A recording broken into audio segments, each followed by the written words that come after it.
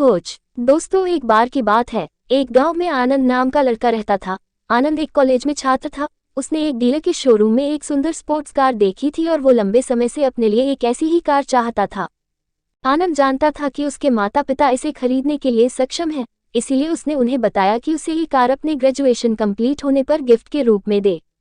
देखते ही देखते वो दिन भी आ गया और पिता ने जेम्स को अपने निजी कार्यालय में बुलाया। उन्होंने उससे कहा कि मुझे तुम्हारे जैसे अच्छे बेटे पर बहुत गर्व है।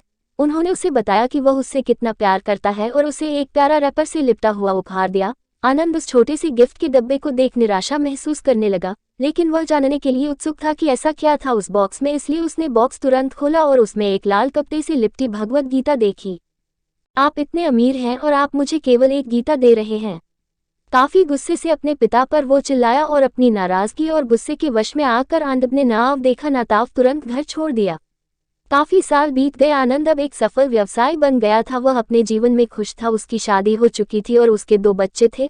उनका परिवार एक सुंदर घर में रहता था, लेकिन उसके पिता के साथ टूटे रिश्तों के कारण उसकी आत्मा अभी भी आहत थी। आनंद अपने पिता का घर छोड़ने के बाद कभी उनसे नहीं मिला था।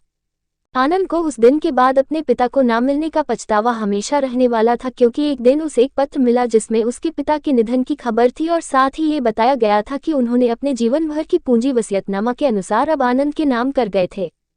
अपने पिता की सारी संपत्ति विरासत में मिली। तब आनंद अपने पिता के घर पहुंचा और कुछ महत्वपूर्ण कागज की तलाश करने लगा और गलती से उसे वही भगवद गीता का उपहार लिपटा हुआ मिला, जिसे देख उसे फिर उसी उदासी का एहसास हुआ। उस गीता को उसने अच्छे से देखा तो उस पर अपने पिता की हैंडराइटिंग में कुछ लिखा पाया। उस पर लिखा था, मैं खुद को बेचकर भी हर सपना पूरा करूंगा तेरा, बस तू सपने जरा बड़े देखना। ये बोल रहा बाप नहीं, जिंदगी का सबसे पहला दोस्त तेरा। ये कविता पढ़ी ही थी कि अचानक उस किताब से एक चाबी गिरी, जिसके ऊपर लगे टैग पर उसके ग्रेजुएट होने की तारीख के साथ कांग्रेचुलेशन और आई लव यू लिखा हुआ था। आनंद के सर के ऊपर से उसके पिता का साया तो पहले ही उठ चुका था और आज उसकी जिंदगी की सबसे बड़ी गलती के बारे में जानकर उसके पैरों के नीचे से जमीन भी खिसक गई। इस दिन आनंद की आंखें और रूह दोनों पछतावे के आंसू रोई।